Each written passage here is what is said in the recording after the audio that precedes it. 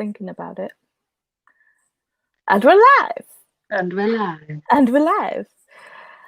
So, hello everybody. I'm just trying to sort everything out because everything's a little bit skewy right now.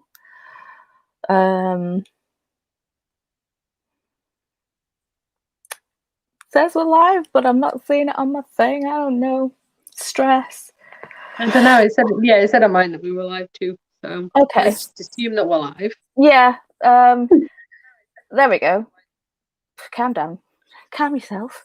So it's been a while. I'm trying to get back into the swing of things because yeah.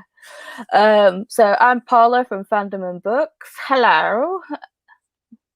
I'm Katie from no affiliation whatsoever. I'm just here because I like books.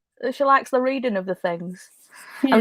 I'm trying to coax her into doing a booktube or things of that nature, but we'll see whether I manage to. I'm gonna say that one overly opinionated Yorkshire lass online at a time is probably enough. Nah. I just realised I need to plug my phone in, so just talk among yourselves. See, to be fair, it's like we had all this set up and everything beforehand. Like, we even counted it down. I was like, "Are you ready? We've got a countdown." Okay, it's like, "Yeah, I'm good to go." Super good to go. And I'm not. I'm right. I'm good. Honest, good to go now. Plugged in. Everything's good. Oh, all good to go. Right, I'm just trying to mute my phone. Oh, excuse me. That took me by surprise. Anyway, so right, today we are here to talk about the Ship of Theseus. Yes, we are. Which is the brainchild of J.J. Abrams and Doug Dorst. If you don't know what this book is about, it's going to be a fun time to tell you. Basically, this is a whole concept art book piece kind of thing, where it's two stories in one, I guess. So, like, you have the actual book itself, and it's set up like a library book. Sorry. The true view camera is really throwing me off right now. And there's something going on with this guy, the author of the book. He's had a mysterious death or something of the like, and this was his final book. But as two students or whoever kind of take the book out from the library, they are trying to uncover the mystery of the actual book itself. And yeah, we've only actually read the book, The Ship of Theseus. We're going to do another live show when we've actually gone back and read the footnotes and the notes back and forth with each character, because I think trying to ingest it all in one would have just been way too much. Also, there's like not cutouts. What are the words?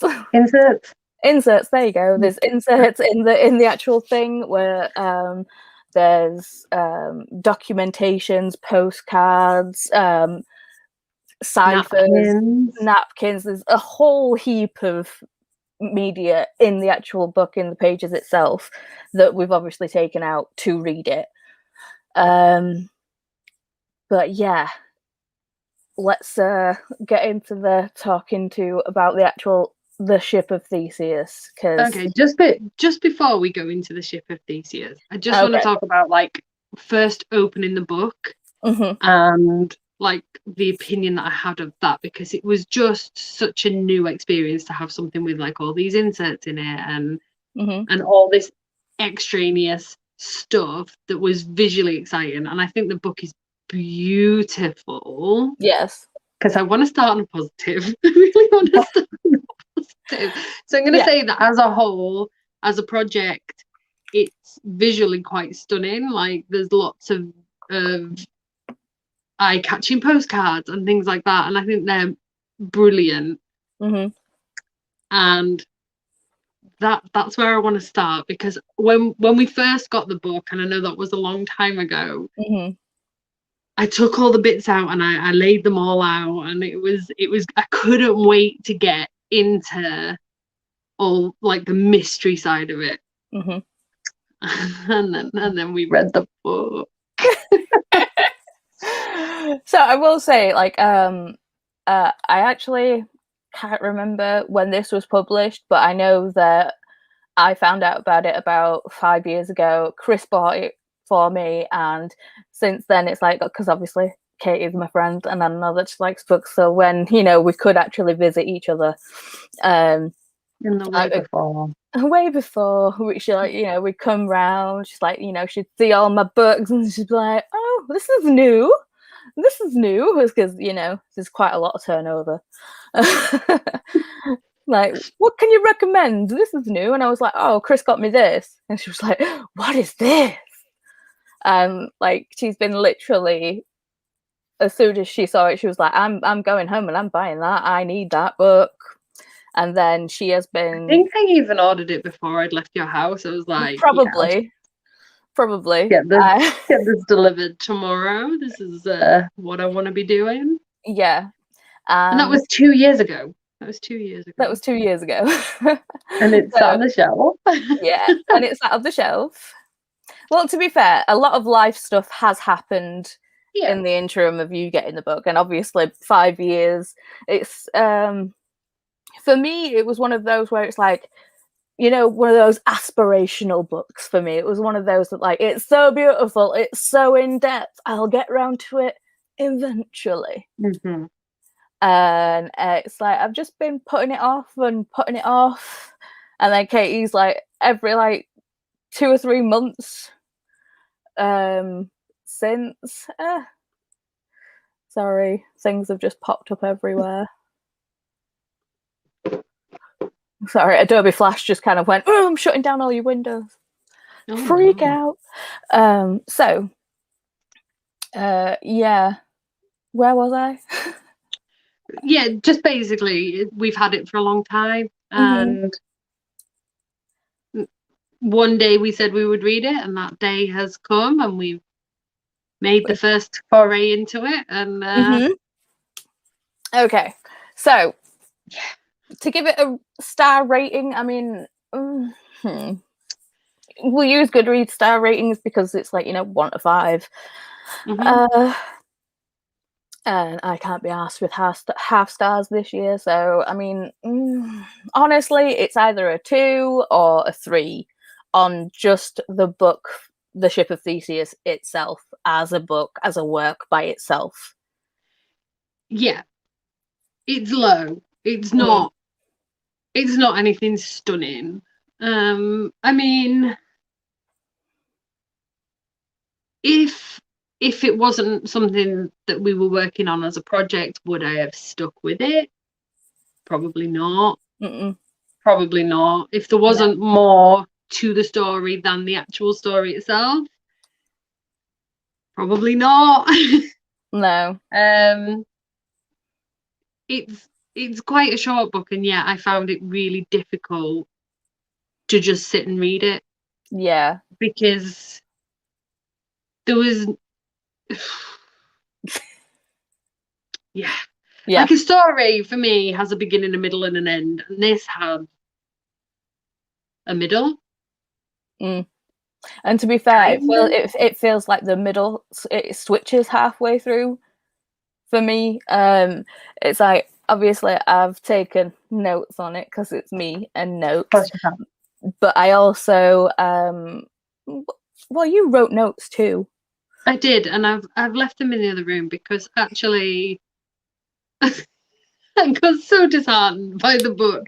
No, I was thinking about this earlier, and it's what I like is that there is this idea of the system that they are working within is constantly renewing itself. So if someone takes out the bad guy, he will instantly be replaced. If someone takes out the head of the good guys, I guess, although it's not really clear who's... No, I mean, that doesn't become apparent until the end. Oh, sorry to let people know, this is going to be a spoiler-filled discussion. So if you haven't read there's the no book, way of talking about the book without spoiling it. There's not. So sorry that came later, but you know, initial thoughts, the book itself really, really low. Obviously we're in it because we want to find out the mystery of the whole thing, and it does look really, really interesting. But yeah, if it was, like Kate said, if it was just a book that we were reading, someone was like, "Here, read this," and I'm like, "Okay," I probably would have got about 4 chapters in. Bearing in mind, it's only 10 chapters. It is only 10 chapters with an interlude. I was really, I can't even. I was like, right, it's 10 chapters. It's just 10 chapters, and then I got to the interlude, and I was like, "This sneaky. That's 11 chapters. I don't know if I've got 11 chapters in me." I know, You and know, also, so what book has an interlude? exactly. What? I mean, I know J.J. Abrams is kind of like, you know, visual and like, you know, a director and all the rest of it, and you know, but he didn't write it. Doug Dorst wrote it. Yes, but the book in itself is, again, it is a visual masterpiece. Like, but it's. I love the book as a whole. As an Do art I piece. love the Ship of Theseus? No, I don't. So basically, the main character, S. We never find out this character's actual name because he has amnesia. But they name him in the book, but then continue to refer to him just as S. Like, no one tells you what that S stands for. Yeah, so when it says S in the book, they're referring to him by his name, but we're not allowed to know it. It's like the town. Where did that information come from? When he's first, I think it's when he's first on the ship. Okay. Because the Maelstrom, the captain of the ship, is like, says his name, and he says, "Oh, is that my name?" And he says something along the lines of "as much as you need it to be," or whatever. Yeah. He is given a name that begins with an S, but we just don't know it. Ugh. Which is frustrating. Okay, I completely missed that, and it's not normally like me to miss things like that. That's just how tedious I found this book. It's like she said with the actual like place names of cities and stuff.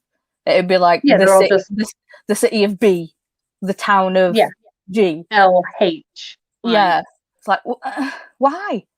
Yeah, I'm sure it will become. I'm hoping it will become apparent. Yeah, in the next stage of the investigation, let's call it. Yeah. It was a very unsatisfying read. That's what I will say. Yeah, I mean, we gave ourselves like a week to read it because obviously it's a small book. I think it ended up taking like 2 weeks, really. Possibly, and I pushed it right to the wire. I only, like I said, I'd finish it by last Sunday. I think I just finished it last night, and it was a scramble to the end because I knew we were doing this today. And I don't think that's because, I mean, we are both procrastinators. We'll hold our hands up and just be like, yeah, fair dues. But it becomes so much more apparent how easy it is to procrastinate on something that you're not enjoying. Yeah. It's like, do I want to watch this? No, I want to watch an entire season of Bridgerton. I mean, whatever floats your boat, right? Like, you know. Yeah. Like, literally, I was cleaning my kitchen to avoid reading this book, and dude, I am not a natural homemaker. Like, my kitchen's sparkly. I vacuumed. Like when she got down on your hands and knees and did the grouting and everything, that was it. Yeah. That's an intense. It just, to me, seemed to have no thread. Mm-hmm. And I'm sure it's deliberate. I hope it's deliberate. I hope it's deliberate. I mean, it read like a classic. I mean, I'm not a massive lover of classics. I mean, there are a few that I love. I mean, you know, Jane Austen being one of them. It's just like Jane Austen's work as a whole, but even some of her works kind of like grates me the wrong way. Yeah. But with this, I mean, it's just the way that the main character looks upon women in general. It was like constant. It's like I like wrote a note. It was just like constant. It's like I don't know who I am, but ooh, woman, she fit. Woman, ooh, she fit. And then it was like, oh, I have a connection. I have a connection. It's like you're not even fucking spoken you've to got them. a boner, mate. You've got a boner, not a connection. Like, you don't know your own name, but you know you're connected to this woman.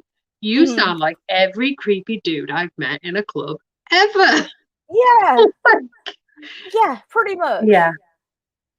So But then it is supposed to have been written in the 40s, you know, and then the idea of women was just maybe as a way to progress the story. You know, they weren't the main focus. They weren't. But I think she is quite vocal in this, and she is quite a strong woman. Maybe. yeah, but obviously we don't get more about. Oh, to be fair, she ends up having like 3 or 4 different names throughout the course of the book. Yes. I mean, okay, just off topic in general. Right. Well, on topic, but out of this sidebar, shall we say? Do you know what the whole Ship of Theseus myth is? Yes. So it's Trigger's broom, isn't it? Essentially. Explain. So, simplified, if you have a broom that you've had for 50 years and you've changed the handle, you've changed the head, you've changed the handle, you've changed the head, is it a new broom? Is it a different broom?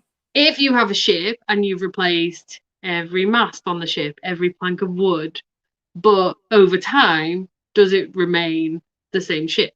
Yeah. That's basically it, right? That's that's it. as much as I looked into it and my understanding of it is. And I think that that's why she has so many names throughout the book, right? Because she's the same character, or is she the same character? Has she changed enough to be a different character, or has she changed enough but in a way that she remains the same? Like the boat is completely destroyed but rebuilt, and he knows that it's the same ship. And his purpose changes, but he's still the same man. Or is he the same man? Or who is he? Or what do we know about him? Basically, reading the Ship of Theseus, because of how it is, just looking at from like I tried to look at the book solely as a book itself, a complete work of fiction, without it's like there's footnotes in the book, but those footnotes are done by the editor, and it's like I don't agree with those kind of footnotes. If you're reading something if you're reading the author's work, you're reading that work. You're not reading someone else's opinion on it. That's what you're there for. So it was kind of, I took it as I'm just reading the Ship of Theseus. I am not trying to not psychoanalyze it, but just analyze it to that point where it's like, is it because we're gonna find something else out in the next part of this thing, or that kind of thing. So I just took it solely on face value. Yeah, definitely. And I think the taking it on face value and taking it with the Ship of Theseus, mythology, philosophy, whatever it is, that Sola, or whatever her other names are, she is always the same, but she's always different. in that same way that the ship is always the same, but it's constantly changing. There's the recurrence of different monkeys that may or may not be the same monkey, you know? It seemed like it was the same monkey. He just got really, really old. No, because there's the monkey in the port, which isn't the same as the monkey on the ship. Yeah, but the ship so monkey... he encounters a monkey right at the beginning. Yeah, but the ship monkey stays the same. Yes, but right. Is he or isn't he? Did he or didn't he come from the same place that S did? It's ambiguous. Yeah. Because he, you know, they were talking, there's the talk of the guys stealing the monkey, and if they can't catch it or like throwing it over, like throwing it into the sea, and then did that monkey then become rescued and go out on a ship that then encountered the ship of mutes? I forgot the name of the ship, but the crazy ship. The ship where time does a weird kerfuffle for something thing. Yeah, the Narnia ship where time moves different. Yeah. And with the thing with the stitches, not sure about that. Yeah, no, me either. And it's like the whole, like, you know, you're one of us now. Yeah, and I'm sorry. I have so many questions. So many questions.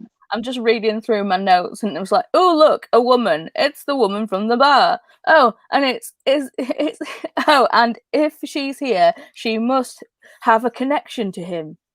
Brackets, insert eye roll here. Yeah. Literally, it was all that. That's pretty much. That's pretty much how he was like talking about women. It was like women, and when we actually come across a different woman, the what's her name, Cobro, that were it was like, ooh, she's a very beautiful woman, and then it was like, hang on a minute, she's knobbing the other guy that I've just met. I'll take a little step back now. Yeah. Now that I know that a man's involved, I'll take a step back. I'll respect the man. Problematic. Yeah. But, yeah. I like, unless it's definitively part of a series and you're left with cliffhangers to get you to buy the next book in the series, I like to have my questions answered. Yes. So God, I hope there are some answers in the next part of the reading. I freaking hope so. Because seriously, I mean, I got so pissed off. I mean, I was getting frustrated, kind of like a quarter of the way through. Then halfway through, I was like, oh God. And then the ending happened, and whoa. It was like, I actually have a note on the ending. Where is it? Are you fucking kidding me? And it was like, if it wasn't 12:43 a.m., I'd fucking scream. Because it just seemed to have such a it was just so anticlimactic. Not just that, it kind of completely flipped. It was like he was first initially trying to figure out who he was, where the hell he was from, whatever. Then he came, then, like, you know, he saw these people, like, you know, making a bomb. And he was like, hang on, I must follow that woman that I don't know, but I've got a connection with. Not the people that you know. Not go save the people who are going to get instantly bombed. Became his friends. Can we just talk about that also? Yeah. Like, have you, like, this is my degree kicking in, but have you ever read Candide? Like, I don't know why you would, because it's a pile of shite. But it's a classic, and it's a philosophy novel. Like, but this guy just trips through life, and shit just happens to him. And he just keeps tripping through his life and landing in like he becomes a prisoner, and then he becomes like I can't remember all the things, but he basically goes from prisoner to prince to pauper to near-death experience to being the hero and he just trips from event to event to event, and that's what this reminded me of. Like, there's no, I can definitely see it. There's no solid storyline in there. It's just like we were talking about. When I like to write scenes, and that's what that's what this seems to be, just a jumble of scenes that don't really connect to each other. It's a little bit like, have you seen Sucker Punch? Yes. It's very much like that. Yes. Like, stuff's just happening. Like, hang on, who directed Sucker Punch? I'm going to Google that. I'm gonna do it right now. Like, oh well, that's Barrington Albans. There you go. Yeah, no. So movie. Zack Snyder, and written by Zack Snyder. So understandable why, especially with this release of the 4-hour-long Justice League movie. But, I only just did the 2-hour-long. I'm not ready. It's not far enough away from the 2-hour-long one to invest in the 4-hour. No, I mean, to be fair, it's like I watched the first Justice. Well, I watched the Justice League, and I was like, do I have to? And then obviously, no, you don't. No, and then Chris sat down and he watched it, and he was like, "There's so much more, and things are different and stuff." And I'm like, "Yeah, but is it worth it?" And he's like, and I feel like I have to, as a nerd, I feel like I have to watch it at some point, but I feel like I have to watch it at least within the same week as watching the first Justice League, well, the original cut of the Justice League, because I'm like, if I try watching the new version now, I'll be like, I don't see any difference except I really need to pee so much more. Yeah, I'm not. Nope. No. Not into it. it. Anyway, moving on. Back on topic. But it's very much, it feels, yeah. It's like, it doesn't seem to. God, there's no linear path to it. I mean, things do go on, and there is a weird time shift magical boat. So you expect to. I mean, to be fair, the way it's written and the things that are going on within the story, like the Vivoda being like the big bad. Halfway through, well, most of the book, I thought, well, is S this Vivoda person? Is he the big bad?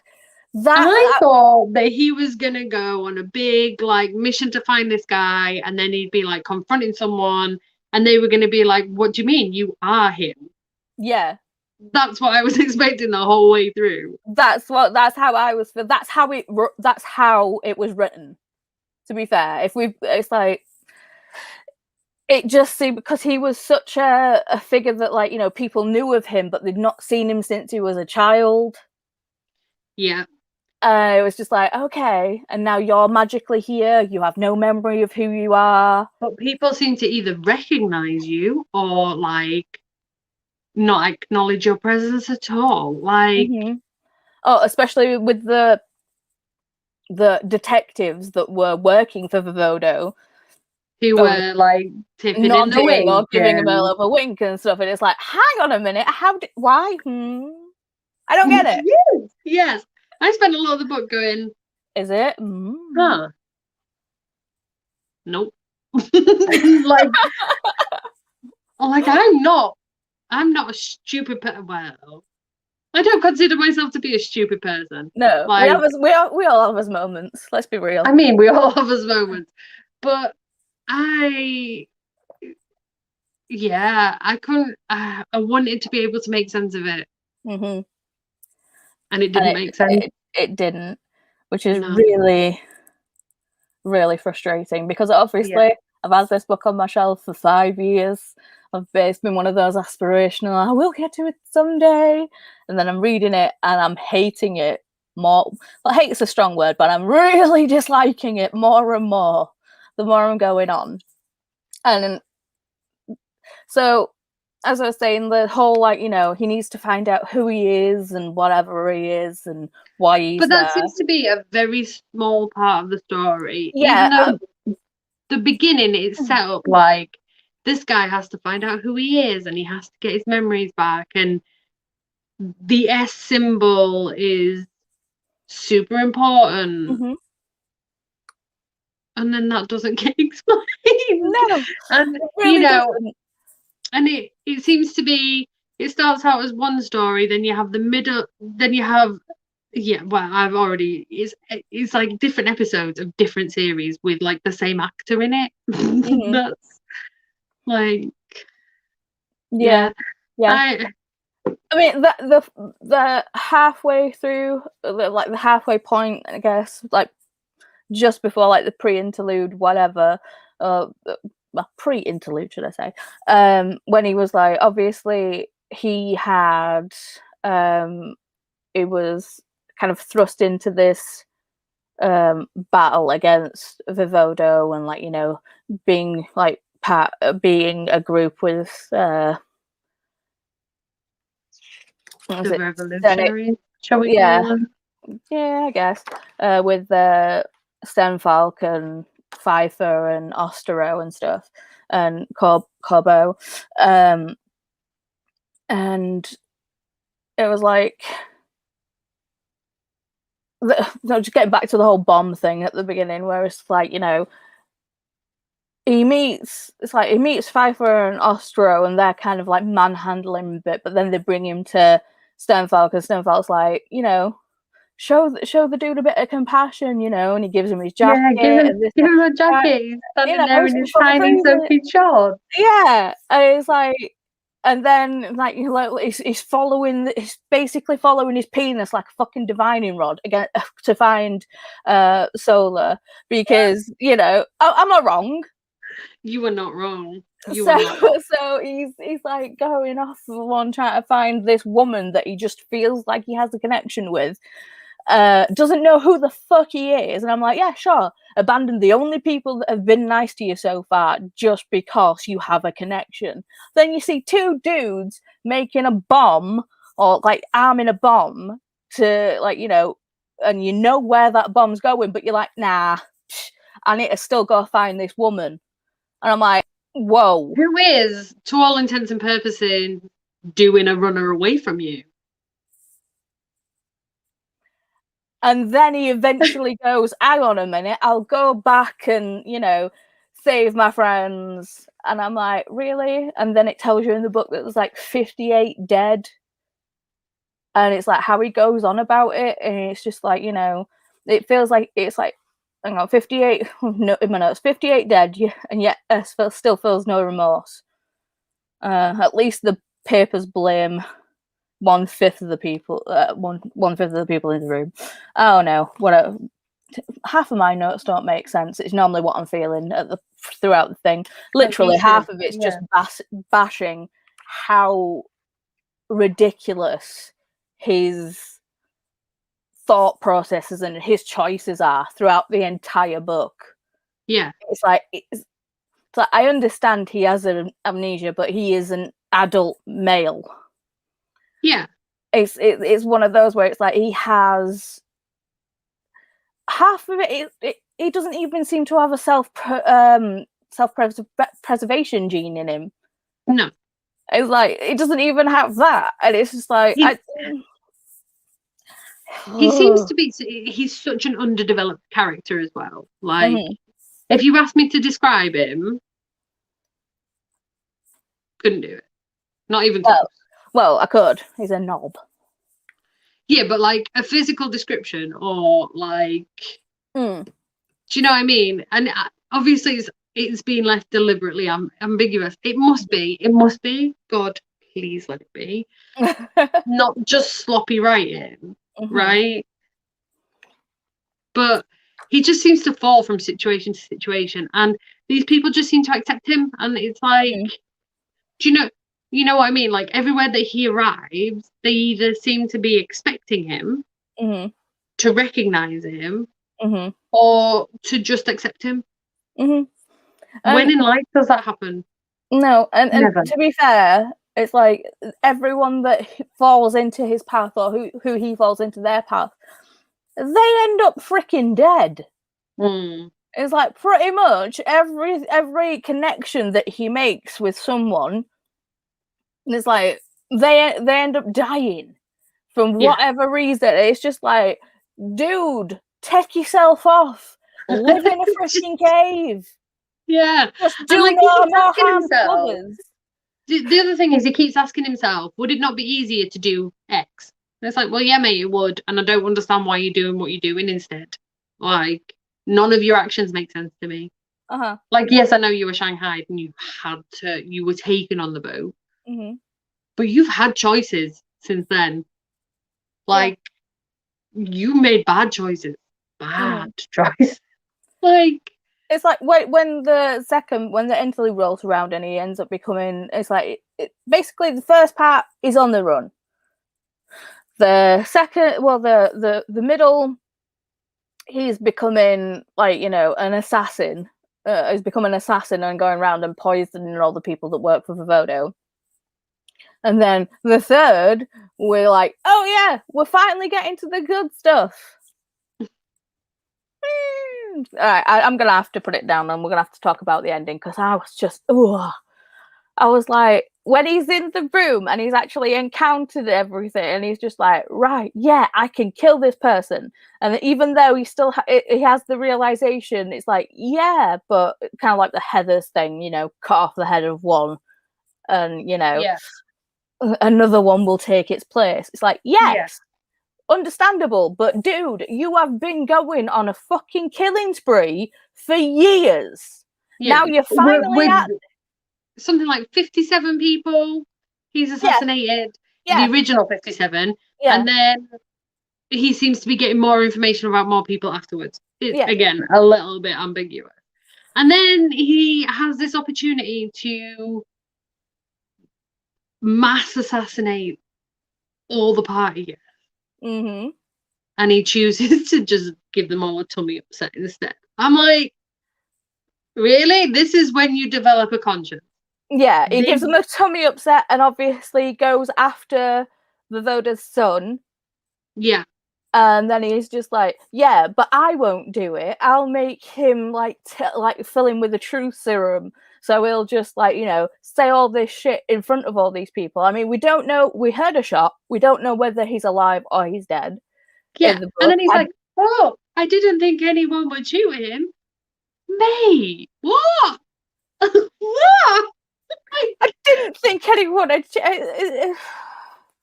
It's like, you know, putting Trump in office. A terrorist central. Yeah. You've got all your Bond villains in a marquee in the garden. And put a big red fucking button that says destroy here.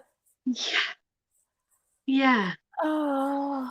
He just, I don't His entire thought process and his choices are just so fucking ridiculous and so fucking frustrating that it's so painful to read. It really is, because I mean, having an unlikable protagonist is one thing.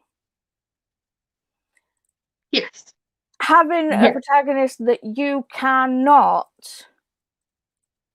vibe with in any way or see any redeeming quality in whatsoever, and then when we finally get to the point where it's like, you know, the whole point of this story has been leading up to this point, at least we'll get that bit of satisfaction from the story. No, we don't. No. It's yeah. It's like the Nice biscuit of stories. Like, no, I enjoy those. Oh no, they're boring. They're boring. They are and boring. They really do. But they have no redeeming features. Much like this story. They're boring, but they're still tasty. I like the vanilla taste, so. Yeah. I'm not big into nice biscuits. They're just all right. It's a rich tea. That's what it is. It's a rich tea. I like rich tea, but you know, for God's sake, God. But you know what I mean? Like, I know what you're saying.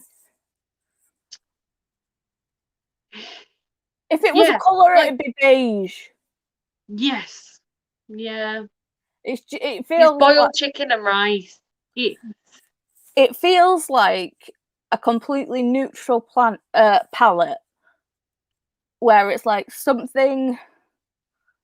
It felt like it could have been something. It has the essence of being something, and it is just nothing except frustrating. And I think that's the reason why it is frustrating, because you can see the potential there for it to be something bigger. Mm. And the whole way through, I kept thinking, this has been written as a tool within this greater whole of the S mystery. Well, I'm freaking hoping so. It really has to be. If it hasn't, I'm gonna rage. I'm gonna I'm gonna make a second Twitter account and just be like, I'm gonna make a Twitter account. Oh, them harsh words. If it's words. not good, it's not good, that's it. It's just I'm gonna register with Twitter. I'm gonna register my dissatisfaction. I'm gonna be tagging some people. Do you at on Twitter? This is how much I don't Twitter. You can hashtag and you can at them. So okay, I'll be atting some JJ. Should we doing both? Yeah.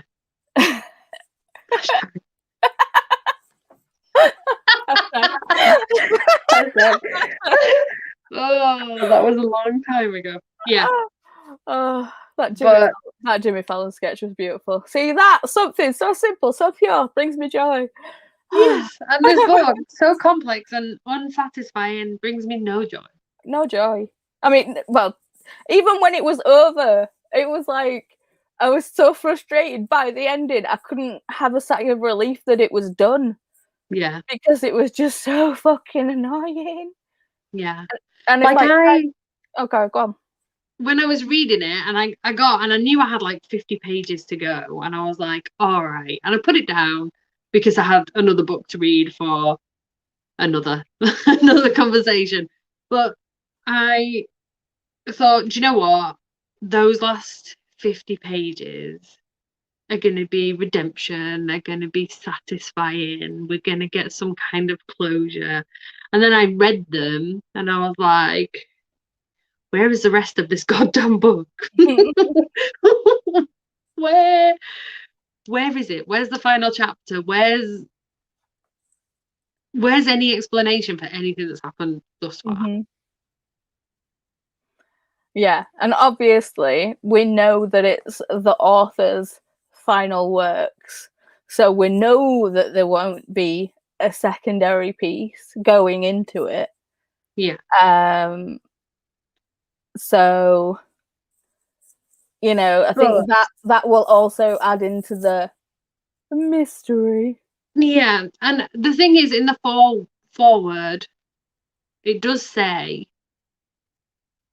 the translator, whatever his name was, has said in there that it was not fully complete when he took hold of it. So maybe that's why, because obviously it's not Straker's original ending. Maybe, but by the same token, it's like how much, like in the foreword, because we read the foreword and that showed us that, like, the footnotes and stuff were not going to be footnotes on the story. It was going to be someone else's opinion on the story. So then me and Katie decided not to read the footnotes throughout the story. I mean, maybe we've done ourselves a disservice to that. We don't know, but it is what it is. It's happened now. Oh well.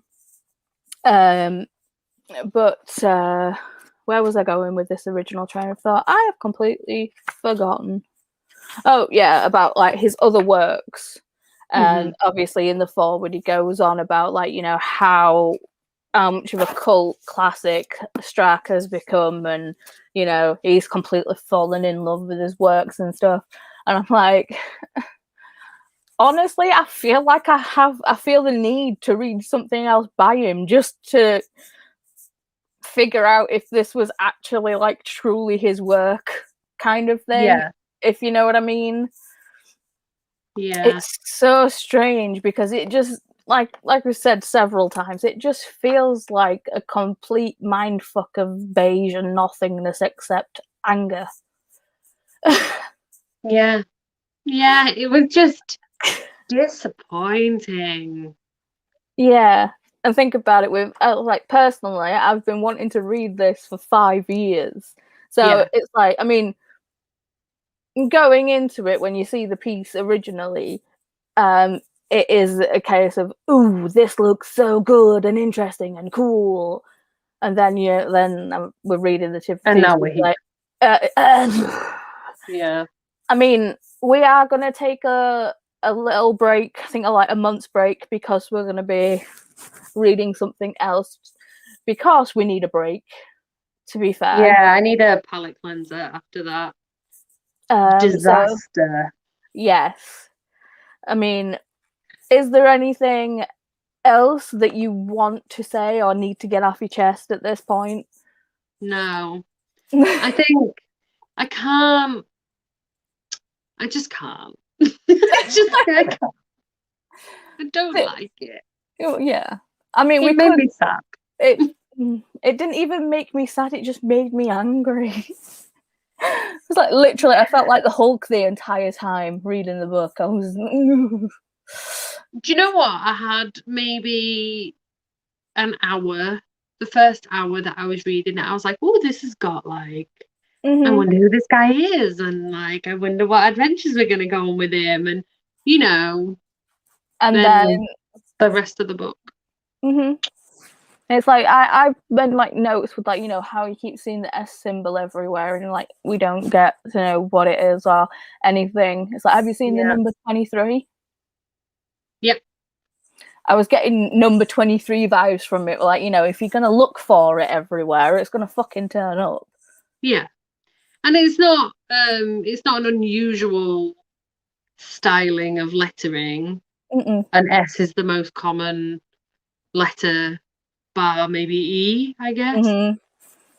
It's the one that's worn away on my keyboard. There's no S on my keyboard anymore. Yeah. So yeah, there's so many questions. Yeah. And it's like, I mean, one of my first notes, other than like, you know, vibing about how excited I am to get into the book, how the book feels, how, like, you know, because I mean, this by itself, I mean, I don't know if you can actually see the texture of the book, but it feels amazing, and these are all like embossed. Really, the attention to detail in the production is amazing. Like the sticker on the spine that identifies it in the Dewey Decimal System. Love it. Like the very back page has got the loan dates on it, I think it is. Like, I mean, I've got, this is like from the actual box itself, because because of it has all the, because it has all the inserts on it. The actual S box has got a seal on it, and that was like the bit that was holding the book here. I stuck that to a notebook to remind me to use that notebook for my notes, and I don't know where it is. I have moved 3 times since then, because it has been 2 years. So one of my very first, I had a weird, I had a weird fascination with why they kept saying guano, because obviously, you know, he likes to say gull guano instead of seagull shit. Makes it sound more fanciful, I guess. Yes. It also makes it sound like it was written in 1949 when they wouldn't write seagull shit. Yeah. So it's like, one of my notes was like, I know we're not supposed to be solving the mystery on the read, though, but I can't help but draw the parallels between the mysterious man, as in S, and Stracker's death.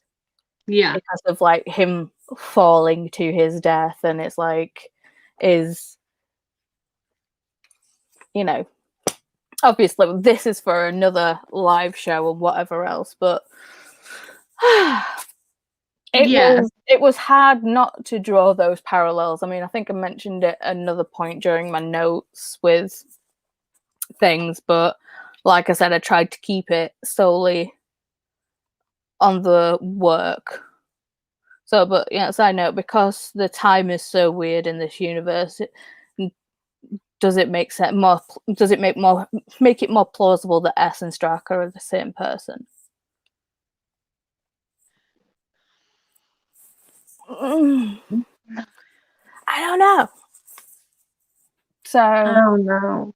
It's one of those where it's like I'm annoyed at the book, I'm frustrated at the book, I need a break from the book, but I'm also excited and quietly hopeful that our next read through will make it so much better. Yeah. I mean, the thing is, you can see the level of work that's gone into making it like an authentic experience, and I love it. Like the inserts and all the rest of it just make it for me. Mm-hmm. But if they don't mean anything, if it's all just window dressing, I'm going to be so disappointed. I don't know how many times you can say disappointed in a conversation. Well, to be fair, you're being more eloquent than me because I'm just grunting and going, I'm fucking annoyed. I'm angry. I am very angry, but tentatively hopeful. Yeah, that we can only hope that it gets better. Being written like that for a purpose. Mm-hmm. And if it hasn't, then I should be writing some strongly worded tweets. This version is a strongly worded letter. Yeah. A strongly worded tweet. Or several strongly worded tweets. Because, you know, you've only got, like, what, 140 characters? I don't know. 100 and something. I was going to say it like I knew it. I don't know. Oh, but, yeah. I mean, I can't remember whether I gave it a 2 or 3 stars. But you said 2 or 3 at the start. I'm going to give it a solid 2.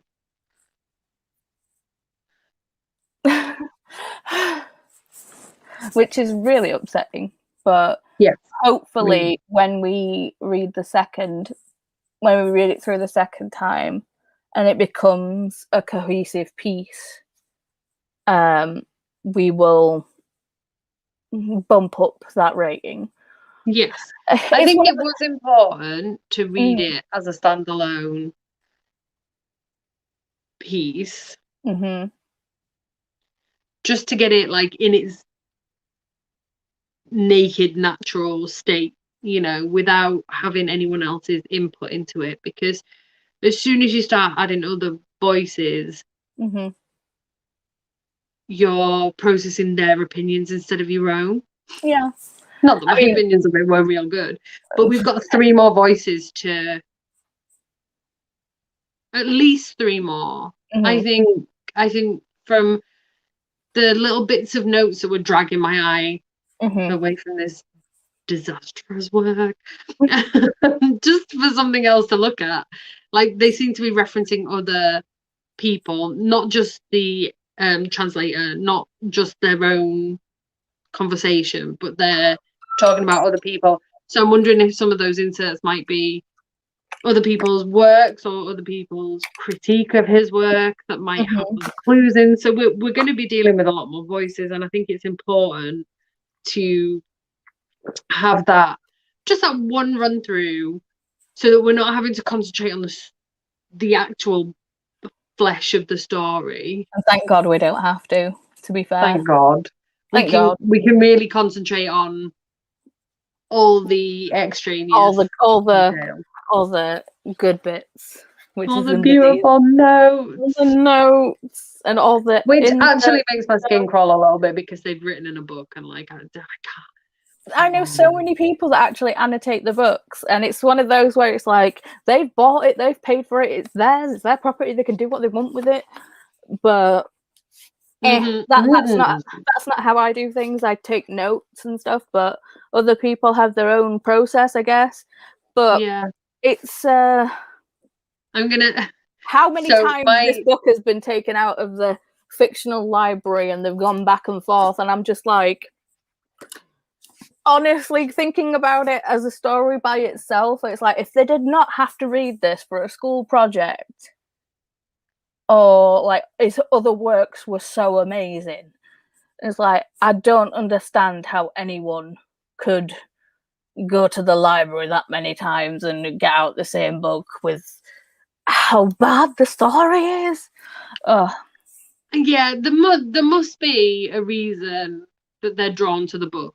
There must be, whether it's because they've been studying the author and they found something intriguing out and that's what's drawn them to his final work, or I don't think they've stumbled upon it by accident. I don't think if they had have stumbled on it by accident we'd be here. Like no one's going to stumble on that book by accident and go, well, this is interesting, I must look into this more.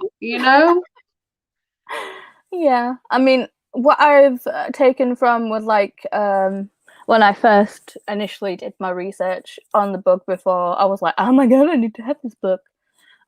It's basically two stories in one. We've got the Ship of Theseus, and then we've got the mystery / love story between the two people that are in the margins. At least the two people that are in the margins. So, I mean, I'm all down for some romance because clearly there weren't no romance in the book itself.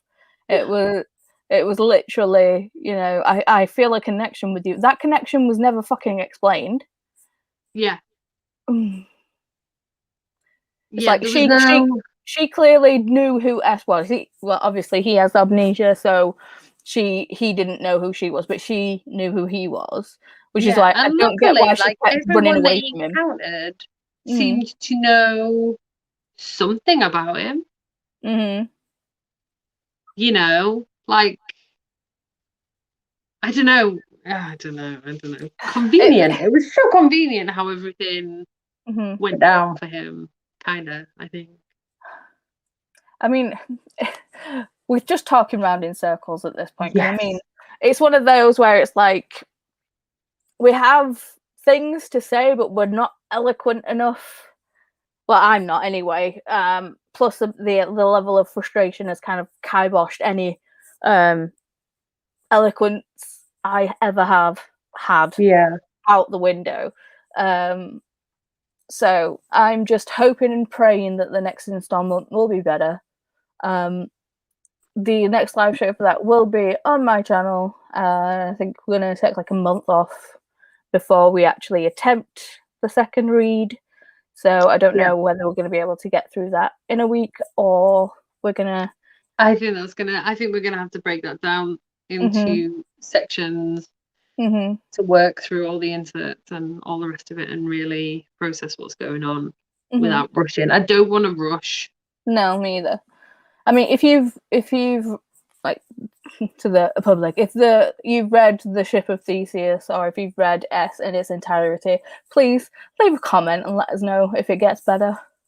I mean, just so you can give us you can just shine a little light at the end of the tunnel, please. That would be amazing. But and if two Yorkshire lasses have just been bashing a book for an hour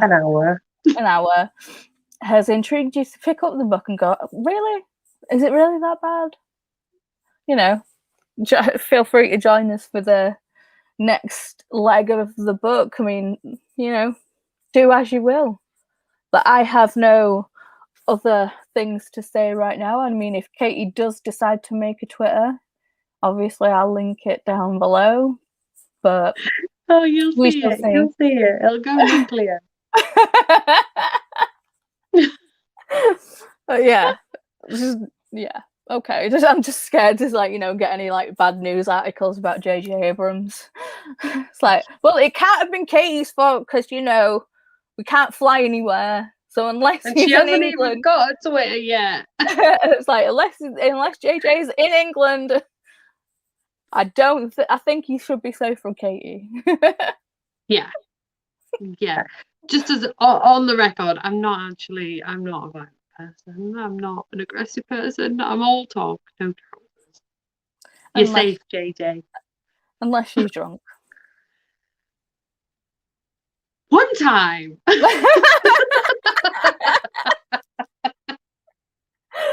Oh, could you imagine what this live show would have been like if we had ever both had alcohol?